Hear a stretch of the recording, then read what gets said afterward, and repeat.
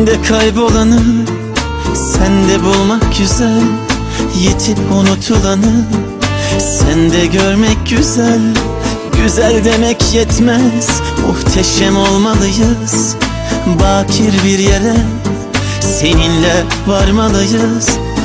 Bir umut gözlediğim, yıllardır beklediğim, kalbimin sahibisin sen. Çırpınıyor yüreğim, ferman buyur ölürüm, ömrümün sahibisin sen. Duy şu kalbimin vurduğu sesi, dilerim bitmesin bu tutku sevgi. Kulak ver dilimden dökülen sözlere, bir söz bir evet bana versene. Evlenir misin benimle?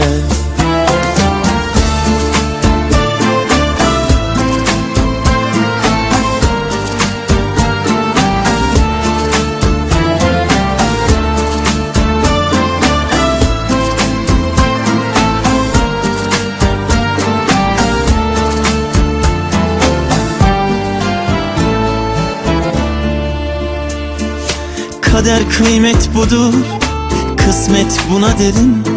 Mutluluksa dileğim, seninle yaşamalı. Yaşamakla bitmez, muhteşem olmalıyız. Mucize bir yere seninle varmalıyız. Bir umut gözlediğim, yıllardır beklediğim, kalbimin sahibisin sen.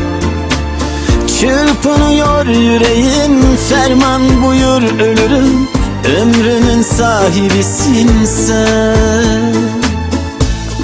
Duy şu kalbimin vurduğu sesi, dilerim bitmesin bu tutku sevgi.